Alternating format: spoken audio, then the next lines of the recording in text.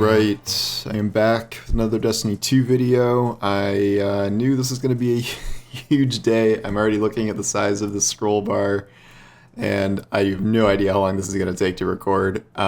We have a combination, like Sony acknowledges they're joining, or Bungie acknowledges they're joining Sony, and then we have a pretty huge weapons TWAB that I know covers crafting and nerfs, buffs, perks, a lot of things. So there's a good amount to go through. I don't know if I need to go through all the Sony and what this means for Destiny things. I have talked about that extensively. Bazillions of Witch Queen pre-orders, new trailer, and okay. So now I'm just going to skip ahead to the crafting part of this, and that is where we are going to begin here, I think, after this initial section. So, welcome to the Enclave. Savathun is building an army of Hive. These aren't just ordinary Hive, mind you, they become the Lucent Brood. How could this happen? What will the Vanguard do as we begin to question the line between light and dark? As you begin to unravel the mystery and battle the Witch Queen's brood, you'll discover the Enclave. This will be your destination for weapon crafting. Oh, I thought it was called the Relic. And it's on Mars, we know that. Crafting a legendary weapon from scratch isn't a simple matter. Finding patterns, think weapon blueprints, collecting materials, and building your weapon is a starting point. After crafting your tool of destruction, you'll begin to unlock its full potential through combat. Beginning your quest to craft. Early in the Witch Queen campaign, you'll be given an introductory quest that runs you through the ins and outs of crafting. In the first and second missions of the Witch Queen, free to all players. Oh, okay. So I think that's the first time we have confirmed that crafting is going to be free, although I thought the weapons you could craft were like Witch Queen specific, so that's curious. Also, if you hear any noises in the background, that is the ice storm outside my house, and I really hope I don't lose power in the middle of recording this very long video. Alright, so Guardians will uncover the Deep Sight ability and be introduced to the Enclave. Here's the little Enclave thing with all the weapon prints and things. We've seen this before, but this is where you'll begin to shape your first glaive, a brand new weapon archetype being introduced in the Witch Queen. All the necessary materials will be provided for your first crafted weapon, but you'll also be given a short tutorial on how to find those materials for future crafting. A subset of weapons and archetypes will be craftable from the start, but more will be added in the future. In order to shape your tools of destruction, you'll need to do a little bit of research first. Patterns are your first requirement. Some will be acquired through quest completions, while others can be earned by completing various gameplay objectives. Once you've earned your desired pattern, it can be crafted anytime with the required materials. Okay, so that's like a permanently unlockable system, so you're not going to have a pattern every single time you want something. Now it's about the mixings. Alright. Okay, so shaped weapon, come to pass. Auto rifle, solar primary weapon? Oh, like, but is that an energy weapon? I'm confused. Okay. Which way is this pointing? I forget which way they're supposed to point. So we have 4 perks, we have whatever this is, and then the weapon. And pretty bad stats for now, so 360. Alright, so we'll see what they say. After reaching the Enclave and crafting your first glaive, randomly rolled weapons throughout the game have a chance to drop with a new ability, Deep Sight Resonance. This will be used as you begin to target specific traits to craft. As an example, if you find a Deep Sight Resonance legendary auto rifle with the Rampage perk, you can complete an objective and extract the essence of the perk to then craft a weapon with Rampage or another perk that increases damage. Okay, interesting. So is that like consumable? Like every time you want to put Rampage on something, you will have to find a Deep Sight Resonance weapon, and then you're going to have to like store these in your vault for like extra rolls of Rampage or something? That's interesting. Okay. Pictured, a Guardian holding a Deep Sight Resonance weaponry noted by the red borders. Oh, they're all Deep Sight? I can like barely see that. I am very colorblind, so I can kind of see it, I guess. What is the exclamation mark means you like finish the Deep Sight Resonance thing? Forensic Nightmare. That's pretty funny. Okay, so this says this weapon possesses a resonance detectable by your Deep Sight ability. This is a thing they've kind of hinted at before regarding the ability to like use some sort of ability in the throne world to see mystical things or whatever. Use this weapon in combat or to complete activities in order to attune this resonance and extract materials useful for shaping weapons. Okay, so this is also kind of a way that you can like they're kind of forcing you to use different weapons for random activities, so you're not just always using your same loadout. This is a SMG with headstone, incidentally, so that's cool. Okay. Deep set resonance, all right, completed. And then you can extract resonant elements from this weapon. These are both new perks, I'm pretty sure, although we can't see what they are. Like current weapons, not every weapon pattern will be compatible with every trait, but you'll have a good list of traits to mix and match as you customize a given weapon to your desired specifications. It doesn't stop there, though. Through the Enclave, you'll be able to kick things up a notch and enhance your traits to strengthen their flavor. Leveling your weapon and enhance traits. Are traits perks? I'm a little confused. Okay. Once a weapon is crafted, Guardians may begin to increase its level by using it in activities and defeating enemies. This is where the bulk of your crafting playtime will be. The more you use your weapon, the faster you'll unlock its full potential. Enhanced stats and traits can be unlocked when reaching higher levels, granting slight bonuses to your weapon's capabilities. Our goal through this system is to give players a reason to invest in their weapons, far beyond what masterworking could offer in the past.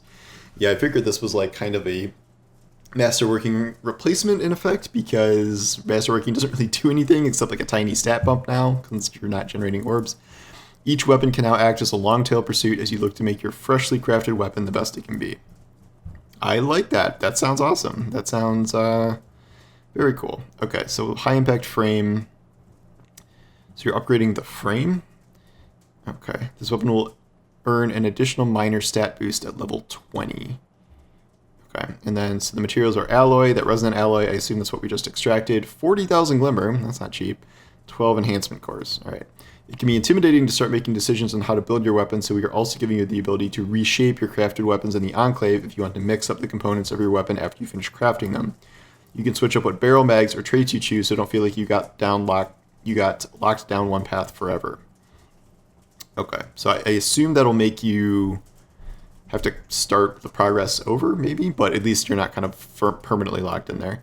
As Guardians begin to embrace the new system, you'll begin to see new legends rise. Some will prefer Hake and other Foundries, others may dabble in new weapons from Redacted. We're excited to see which weapons you embrace. Okay, are we getting Foundry perks? They keep talking about Foundries, so I'm curious if that's coming up here. Mementos. Well, the majority of your crafting experience will be dedicated to mixing, matching, and enhancing traits. There's also an opportunity for a bit of customization when it comes to appearance and activity-specific trackers. At launch, one weapon memento will become available for players to earn through Gambit, unlocking a Gambit-themed appearance and tracker.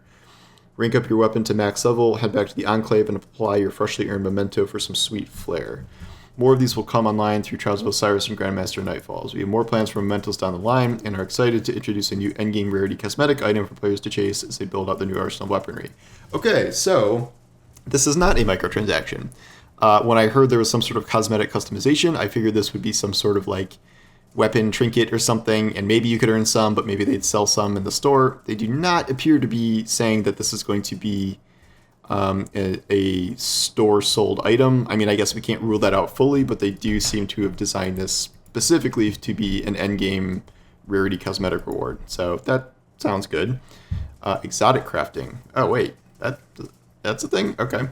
Legendary weapons aren't the only thing you'll be able to craft. The upcoming Asios Triga exotic SMG and 3-class unique exotic glaives can also be crafted through the Enclave once you find the respective patterns, of course. While legendary weapons can be crafted from the ground up, exotic crafting is more about fine-tuning something with a defined identity. You may have the opportunity to customize things like barrels or stocks while preserving the exotic look and feel. Looking for a longer range profile for the weapon, or opting to shred through your enemies up close and personal through the Enclave, you can do just that. So, okay, so that's interesting. So you're not going to be able to, like, you're not changing, like, the Striga perk of, like, the spreading poison or whatever, but you could maybe change its barrel or whatever for a different feel for that. That's cool. I think that's a good idea. All right, folks, we're at the end of our weapon crafting preview. We have questions, undoubtedly. Launch day of the Wish Queen is just around the corner, and we're excited to see what weapons you create. Don't worry, we aren't done with the TWAB just yet. We still have some exciting news regarding weapons to cover. Let's talk tuning. Tuning up, tuning down, tuning all around. Crafting is going to introduce an entirely new way to invest in a given weapon. When hunting for your new favorites, it's not just about the looks, but about feels. Weapons feature lead Chris Proctor is on deck to walk through some of the changes going to weapons, perks, and archetypes in the Witch Queen. The team has been hard at work over the last few months to bring this to life, and we've got a lot to cover. So I think this is more than just like sandbox balancing. I think this is something else. If you're new to the Destiny sandbox or aren't too deep in the terminology and know this can be a lot to process at first glance, All right, maybe this is Sandbox. We know a few of our Sandbox-minded community members will break this down through YouTube videos and write-ups. Yes, not me. There's no shame in skimming this. Sandbox is about the feel, and you'll be getting your hands on these changes with the Witch Queen launches. If you're brave enough to take on the challenge of reading this in full, take it slow. Grab some water, maybe a little snack too. Oh boy. All right, let's get to it. Take it away, Proctor. From Pinnacle to Pursuit weapons. When Pinnacle weapons were introduced, they were tuned and presented as being best-in-class weapons to act as rewards for players dedicated to a particular activity. They excited and motivated players, but they were expensive to build for legendary weapons and had some undesirable side effects, such as PvP Pinnacle weapons becoming mandatory in PvE, Recluse, Mountaintop, or becoming incredibly unpleasant to play against or so strong that no other weapons in class could compete in PvP. Also Mountaintop, not forgotten, also kind of reckless. When we moved away from Pinnacle weapons, we didn't go into much detail, so we'd like to take a moment to clarify the move and also introduce the Pursuit weapon for next season. The intent of the Season 12 is that a Pursuit weapon should be a solid weapon, roughly 70% of a god roll in its archetype, with perk options that work well in PvP and PvE, which can be reliably obtained without a huge grind. It's kind of boring. Okay, these should act as good starter weapons for both PvP and PvE, while leaving space for weapons from Pinnacle activities like Trials, Raids, and Nightfalls to exceed this potential. We generally ship a similar weapon with higher potential in the same season. Note, Salvage Salvo basically ignores this guideline because we really wanted to put Chain Reaction on a special ammo weapon and don't currently see a reason to touch it. Chain Reaction is going to be rare in special weapons, though. Okay, that's kind of sad. But here's a quick breakdown of how each Pursuit weapons in Season 12 compares to the random rolled options currently in the game. Adored is a good sniper rifle, but better sniper rifle shipped alongside it or since. Salvage Salvo Breach Grenade Launcher is a great room-clearing weapon, but doesn't have the utility of blinding grenades or autoloading, so other legendary grenade launchers, such as Truth Teller or Ignition Code, often take its place in the hardest content. True, Dull Composure is an excellent fusion rifle, and even more so in the season after it shipped, and brought back the Reservoir Burst perk, but Plug 1, Glacial Chasm can also get Reservoir Burst and Cartesian Coordinate as better options for DPS. Okay, so I understand what they're going for here. Okay, Ascendancy, Pothead is better, and also has Explosive Light. So they're kind of like base level weapons that are good enough, but like they're not supposed to be the best thing, which is why they're easier to get now. So what are they doing now with this shotgun? And with that, let's look at the Reckless Endangerment Pursuit shotgun. This weapon is coming in Season 16 and introduces the new Steady Hands perk for a massive handling boost after a kill, plus Snapshot. There are several other shotguns in the release with more sought-after PvP and PvE perks. Origin traits. We've been talking about the difficulty of making different weapons of the same... Oh, this is it. All right. Of the same type feel unique for years at this point, and in the Witch Queen, we're doing something about it. Every weapon that's new or returning in the Witch Queen will have an origin trait determined by its source in a third trait column, including all new legendary weapons and all returning Trials, Iron Banner, and Nightfall weapons. Origin traits will only appear on new drops of a weapon. They won't retroactively be added to old drops. So this is a little bit sunsetting without sunsetting, but this is really good news. This is exactly what I was hoping this would be. They hinted at this before, and so this is essentially going to be, it's Foundry perks, but also it seems to apply to like activities too, or raids or whatever. So I'm excited. Okay. These traits vary in effect, but the guideline is that they either have high uptime and medium power effects or low uptime and high power. There are 14 origin traits in total. Wow, that's a lot actually. In the Witch Queen at Season 16, and we expect to ship around 3 new ones each season after Season 16. For example, 1 for Season 17, 1 for the raid or dungeon, 1 for the seasonal event until we have 1 for each event. When we refresh old weapons from a given source, for example, an existing raid or old pool of seasonal weapons, we may create a new origin trait at the same time. Here are some examples. Trials of Osiris, Alacrity, gain increased reload, stability, aim assist, and range when you're the last living member of your fire team or running solo. 20 reload, 20 stability, aim assist, 10 range. Solo includes Solo Lost Sectors and Rumble, for example. Okay, so yeah, so they are kind of tied to the activity as well. Nightfall Strike, Stunning Recovery. Stunning a champion partially refills your magazine, triggers health regeneration, and improves recovery for a short duration. I like that. Grants 60 health instantly and plus 40 recovery for 3 seconds. Crucible, One Quiet Moment. Grants increased reload speed when out of combat, plus 40 reload when out of combat, haven't dealt or received damage in 4 seconds. Strikes. Vanguard's Vindication. Final blows with the weapon grant a small amount of health. Small equals 7 health. Very small. Anytime it makes sense due to the source activity, a weapon will have multiple origin traits selectable. For example, Nightfall weapons can select between Nightfall and Vanguard traits. Trials of Osiris weapons can select between Trials and Crucible traits. That's cool. The Pursuit weapon can select between Gambit, Vanguard, and Crucible traits, since it can be acquired from any of these activities. One other case, see below, weapon foundries. Oh, there's even lore here. Oh man. Big moves.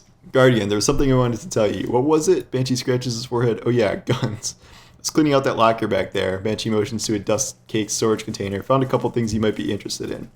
The Exo reaches into a crate next to him and pulls out a glistening Fugue 55 sniper rifle. Don't know what that is. A stack of shiny new Suros weapons, manufactured for the Red War by the looks of them. He pierced down the sights with the rifle. Been years since I held a new Suros. Good balance, solid craftsmanship. This is damn fine work. Banshee stares off wistfully, seeming to forget you're there. His eyes snap back to you. What was I going to tell you? Alright, guns. Banshee uncrates more weapons in mint condition. These were earmarked for Zavala, Drifter, and Shax. Maybe if you're lucky, they'll let you play with them. There's a lot more where that came from. Banshee gestures to a whole stack of crates swimming in a cloud of dust. Hand cannons, pulse rifles, Amalon, Hake, Vice. You're going to have a ball. In Season 16, we're replacing the old world loot pool with 12 new weapons in the style of Destiny 1. The whole loot pool? Wow, okay.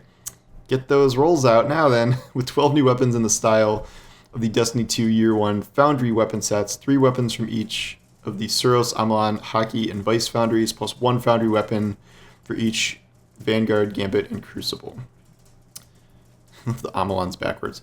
Pictured, a handful of weapons you'll find in Legendary Engrams on February 22nd. Not all are pictured, mind you. Okay, I don't remember the names of all these, but like I definitely recognize them. Is this not a blue? I feel like this is a blue. Okay. Each weapon will come with a Foundry origin trait themed around that Foundry's personality. Suros Synergy. Okay, also, one of my ideas I had was if you masterworked something, that it would unlock that trait. That does not seem to be the case. These seem to be automatically unlocked. Suros Synergy. Reloading grants this weapon bonus handling and reduces incoming flinch for a short time. Plus 40 handling, 20% flinch resistance for 6 seconds after reloading. Hake Breach Armaments. This weapon deals increased damage against vehicles, turrets, barricades, and stasis crystals. Turrets include stasis crystals, plus 15% to vehicles, 30% to structures and turrets. Structures? Like a Titan barricade? Okay. Amalon Fuel Dynamics. This weapon has increased reload speed and stability for the top half of the magazine. Stability plus 20, reload plus 30, reduces as the magazine gets lower. Vice Stinger, chance on damage to partially refill this weapon's magazine. Oh, interesting. In addition to the Foundry origin trait, each Foundry weapon's perk pools lean into that Foundry's identity. Big damage for Hake, consistency for Suros, abilities, tie-ins, and weird stuff for Amalon. Never stop firing for Vice. Pictured, upcoming Vanguard shotgun, Crucible hand cannon, and Gambit auto rifle. I like that. Look at that. It's Hake, right? Foundry weapons that drop from a source aside from the... Oh, okay, so this is what DMG was hinting at the other day. It's the return of whatever it's called, but Gambit version. Foundry weapons that drop from a source aside from the whirlpool can switch between the Foundry trait and that source's trait. This doesn't imply the Foundry weapons will be common outside the whirlpool.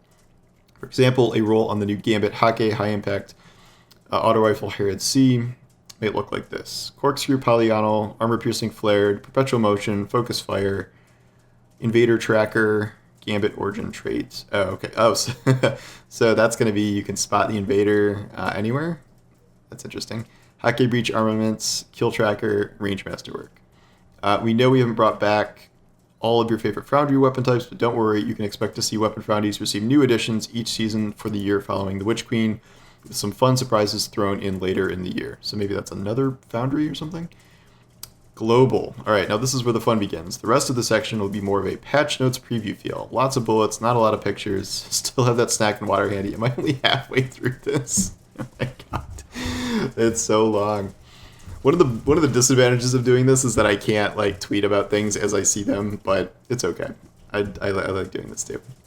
Kill trackers were once one reason to masterwork a weapon, but now we see no reason to gate these behind masterworking. They'll be present by default on all weapons that shipped in Forsaken and later. Exotic weapons prior to Forsaken will be updated in a later release. Yes, this means masterworking should no longer be seen as mandatory, and we expect the plus 10 to a weapon stat or plus 10 to a primary stat, plus 3 for other depths, to only matter to dedicated PvP players. We have no specific plans for changes to masterworking at this stage, but we'll revisit it later. Okay, so they're keeping masterworking, it's just like, kind of pointless. Oh, they did discuss gating the origin trait behind masterworking, but ultimately this wouldn't have achieved the goal of weapon differentiation for non-masterwork exotics. All right, well, this is why I'm not in game design, because they are smarter. Then they are right about that. But that is interesting that masterworking is like barely useful now, but I don't know. It's not like it costs a ton anyway, so at least it's like less mandatory because you don't need it to generate orbs. Still think the orb thing is going to be a problem, but we'll see. Following in the armor team's footsteps, weapon mods for legendary weapons are now free and instant to insert. Great. We believe that many pain points around special weapons in Crucible are exacerbated by how easy it is to acquire special ammo. And while we've touched this in the past, we're making a further adjustment now. Players now only drop one special ammo on death or equivalent no matter how much they were carrying, as long as they weren't completely empty. The maximum you can pick up off a special brick is 1 for a shotgun, fusion rifle, or sniper rifle, or equivalent for other weapons. Scavenger mods adds to this as normal, but we'll be evaluating their place in Crucible in the future. Players quickly found another way to execute the quick swap glitch, so we fixed another animation cancel. Alright. Archetypes. The Season 15 fusion rifle rework had a lot of moving parts. Rapid fire, precision, and adaptive fusions came out of this different, but all quite strong, but high impact fusions are hurting. We've definitely seen all fusion rifle subfamilies occupy different roles and want to maintain the large differences in charge time to keep these distinct for now. So we're nudging damage up to make it easier for these to land kills at range at PvP, and we are bumping the PvE damage scaler. Aha, I knew I saved all those Glaciocasm and Iota Draconis rolls for a reason. That said, we'll keep an eye on how much they're doing and may adjust charge time down a smidge in a future release. Increased high impact fusion rifle damage per bolt from 62 to 64. Doesn't seem like a lot, but it allows more rolls to cross bolts to kill thresholds. Increased high impact fusion PvE damage bonus from 15% to 20%. Okay, so it's not huge, but that's still good. They got to take charge time down. It just feels so bad though. We like that crowd control capabilities of breach grenade launchers in PvP have taken off, but as it stands, there isn't a meaningful trade-off for the added utility that blinding or concussion grenades give you. And it's unreasonable that a way to really annoy players in PvP can also one-shot them.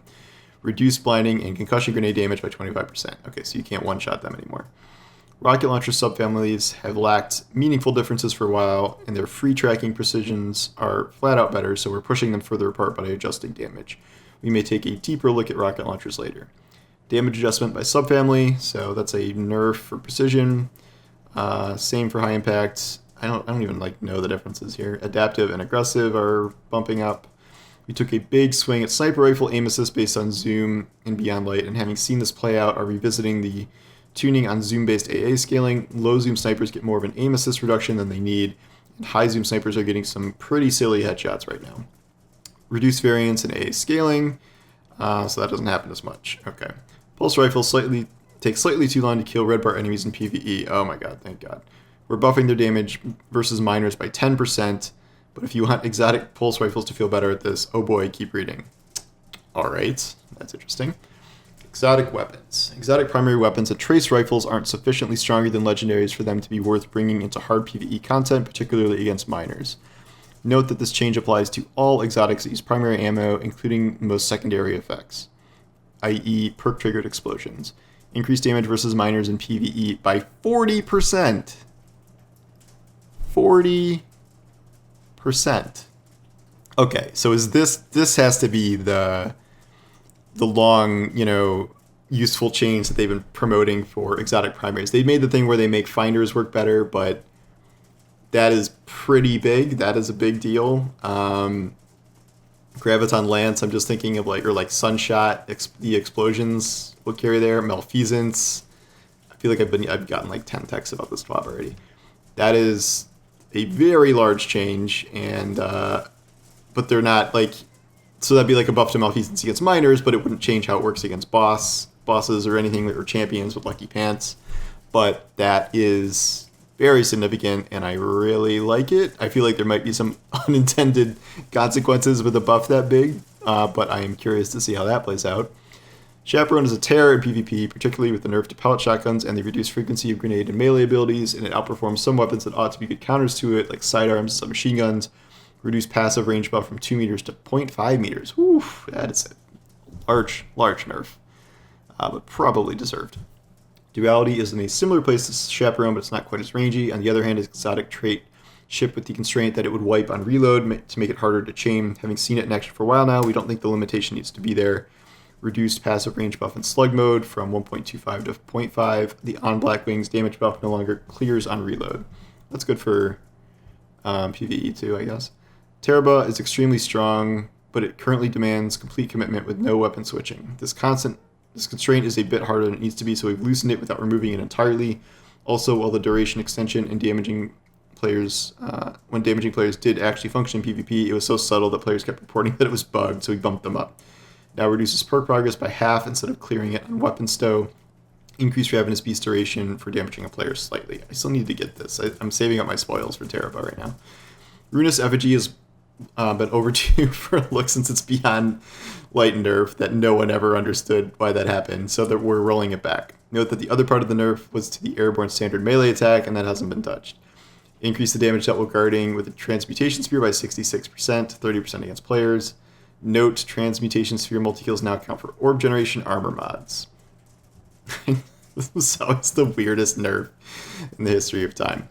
Luminous stats just don't compare with other 140 RPM hand cannons, and its usage reflects that, so we're updating these alongside some of the legendary hand cannons that also used to be 150 RPM. Increased range stat from 44 to 59, increased base stability from 46 to 56. Sorry, Thorn fans, Thorn is already strong and popular, and a similar buff would turn it into a monster in PvP. That is true. Aegir's Scepter initial implementation used super regeneration scalers, which had very weird effects in activities that also had scalers, so we built it off to turn off regeneration while active and have implemented a slower drain using a different method. Fixed being able to activate or continue using empowered mode while suppressed or stasis encased. Rebuilt the perk used to modify super charge rate and now freezes super recharge and deducts super directly, fixing several issues with activities that change charge rate and outliers. I think this is when people were like having this up forever for some reason. Super should now drain more slowly when empowered. I mean, even without those modifiers, like there are ways with the aspects and fragments to get this like to go forever, so it doesn't sound like that'll be that big of a deal. Dead Man's Catalyst feels good to use a mouse and keyboard and controller, but we don't want it to go back to feeling unreliable, but it's too good at spamming hipfire shots at long range. Reduce the Catalyst hipfire rate of fire from 150 to 130. I wonder if that'll be enough of a nerf for people. I know everyone's mad about that. Lorenz and Arbalest remain fairly hard to counter in PvP. One common complaint is how easily they can shoot through flinch. We'll be keeping an eye on these moving forward and have another change planned if needed. Increased flinch received. Isn't the main problem with Lorenz the auto assist, like the aim assist targeting? I thought that was the main problem. I mean, whatever. I guess it's better than nothing, but Forerunner's ammo economy was fairly conservative when we shipped 30th anniversary, but having seen how it's used in PvP, we believe it would benefit from gaining a little more ammo per special brick. Increased it from 2 to 3 and 4 to 5 with the scavenger mod. Alright. Legendary weapons. Several legendary weapons have out-of-band stats either to their benefit, detriment, or a bit of both. When infusion caps were still around, this was okay because they'd cycle out eventually, but the weapons remain viable in all activities indefinitely, and the solution is to adjust outliers to be in-band. Hand cannons. The band for legendary 140s ends at 84 for aim assist, and this extreme should be for a hand cannon from a pinnacle activity like a raid or trials, but when 150s were converted to 140s, many of their stats are either too low or too high. We're adjusting the stats of these to be within the standard ranges, up or down as follows, an overall buff in most cases. Alright, I'm going to have to read all of these, but Dire Promise, mostly a buff. Waking Vigil, mostly a buff. Jack, Queen, King, lower aim assist for sure. Spare Rations, so more range and stability for all these, less aim assist. Fellwinter's Lie intrinsic perk makes it far too consistent and lethal compared to similar shotguns, and it's had plenty of time to shine, so they increased the spread angle by 15%. See how that goes. Most of Aikilo's SMG stats are wildly out of band for aggressive SMG, but it does suffer from having a low zoom compared to other popular options. So they nerfed everything except +1 zoom. Yeah, that was the choice for a while there, especially during the Warmind Cell era. We don't intend to do this regularly, okay? Perks. We want players to be able to choose to build into hip firing more easily, so we're adjusting the hipfire grip perk to support this. Oh, is this going to work on sniper rifles better now? Now increase damage fall-off start and distances by 20%, except on shotgun, sniper rifle, and fusion rifle. Oh, sorry, hipfire grip sniper rifles. It's not your time.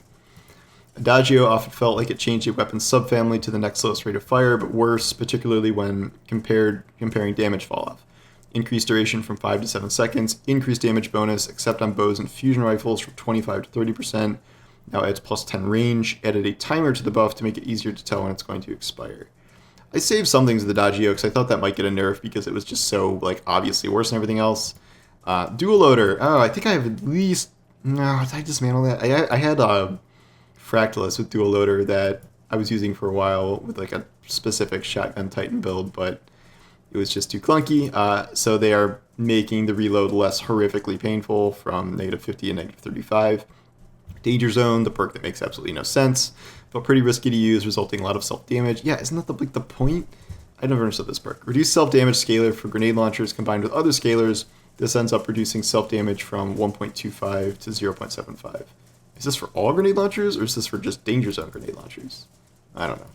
Tap the Trigger is a meta-breaking perk on a particular fusion rifle. When stacked with other elements of this role, it makes fusion rifles much too stable. So much that we stopped putting it on fusion rifles, and then Squidface sold it a few times. Main ingredients, yes. With this change, we believe it's still quite a strong perk without being overpowered, so it's likely to appear on future fusion rifles. We did try reducing stability from plus 40 to plus 20, but in play tests, it wasn't perceptible. On fusion rifles only, reduced stability bonus from plus 40 to plus 10. Change max recoil angle from 0.5 to 0.875. Change error angle. I don't know what that means. Unchanged on other weapons. So, okay, so there's your fusion nerf for main ingredients, especially that one that Zero sold. Headseeker didn't work as intended on aggressive pulse rifles because the buff's duration was too short. Sacred Providence was the only viable pulse rifle that benefits from this in Season 16. Although there is such a pulse in the season, it doesn't roll with Headseeker, but expect to see more in future seasons. Extend buff duration by double, essentially. Let's talk about Eager Edge. It's fun to use, and it can be used to do some mind-blowing, environment-breaking things if used in particular ways while airborne. Although tuning isn't meant to remove the fun factor, we have a fresh raid and other fun content coming with the Witch Queen, and want to ensure we retain the challenge behind our upcoming rewards. Breaking out of the maps can be fun, but can remove the prestige and value of a given item or experience. So they're nerfing sword skipping. Reduce launch distance while airborne by 25%. Now caps maximum player airborne velocity to a fairly high value while active. Okay. Occasionally we'll shelve perks because they're not working for some reason, too strong or too weak. This means we won't put them on weapons in the future unless we change the perk. In many cases, we'd rather put in the design work into new perks than old ones, and there's a whole perk section here. Anyway, these perks are shelved and have been shelved for a while. Bottomless Grief and Celerity, yes, they're bad. Underdog, yes, that is bad. Shield Disorient, that is also bad. Air Assault, that is also bad. Air Assault? I don't even remember the last time that's been on anything. That was, like, clearly the worst perk, like, almost of all time. Underdog is outrageously bad since they changed that other health regen one to just be a better version of it. The near future. Season 17 will have a set of PvP-focused weapon changes, including new ways for players to build flinch resistance. Okay, maybe that's like a perk. Balanced tuning for primary weapons, looking at you. Pulse rifles, lightweights in particular. Special weapon tuning, snapshot feeling mandatory on sniper rifles, PvP, other balance changes. Another PvP special economy change if needed. Adjusting how zoom outliers with low and high affect the performance of this subset of a weapon. Okay, they want to make things more average. Also adjusting several much requested exotics along with legendary perks. Alright. Oof, cheers for that massive info dump. Alright, that might be the end of the really substantial stuff, I think. Yeah, we already know all this. Cycling things out. And I think we're just into video and art territory now. Oh, that's really good. Okay. Well, you've made it. Once again, a Mega TWAB has landed, and you've read every word of it, maybe almost every word. I know some of you skipped the outros. Between now and launch, we have a few more things to cover in the TWABs. Aren't expecting anything as long as this edition. These next few weeks will be your opportunity to rest up before the launch of our next expansion, get some sleep, eat well, maybe even soak in some sunlight if the weather permits. Of course, you're going to maintain a healthy lifestyle for February 22nd, right? Not any moments where you'll think, I'll do the dishes later, or hey, I guess I can take the trash out next week, while leveling your brand new, freshly crafted weapons. Yeah, if you're married, that's not an option. Final somber note, before we go, we'd like to take a moment to honor one of our moderators. We received tragic news over the weekend that Sarah from Crypto, one of our German community volunteers, passed away. Words are incredibly difficult to find here. Seraphim has been among the Destiny community since the start, pitching in to help anyone who needed an assist, or simply sitting back and relaxing among our forums to pass the time. We met him in person on his home turf when visiting Germany for Gamescom, and even had him come out to Seattle to help us with the community summit. Every exchange Every exchange was positive, inspiring, and heartfelt. His love for this community was immeasurable. You could tell with every exchange how wonderful, unique, and passionate he was, and how much of an inspiration he could be, not only to us at Bungie, but to players of our worldwide community. Thank you for everything, Seraphim. You are loved, you are missed. We hope you are able to rest well, and we are sending our love to your family. Much love, DMG. That is very sad, but that is a very nice way to honor him there. So yes, this was the combination weapon crafting, what's the new mystery perk thing that we were kind of expecting. I didn't know if those would be in one TWAB, but crafting seems pretty standard. Like, I'm not seeing anything like too outrageous, kind of past what I thought it might be. These like very specific weapons that you extract things from are interesting. I think this is a way to, here's the seasonal artifact. I think this is a way to kind of, kind of make people mix up their loadouts a bit in order to get crafting done. And I do think this will help solve some of the RNG issues that everyone is going for. This does not seem like you are unlocking the ability to grind out multiple perks like per column or anything, which is kind of what it was speculated to be.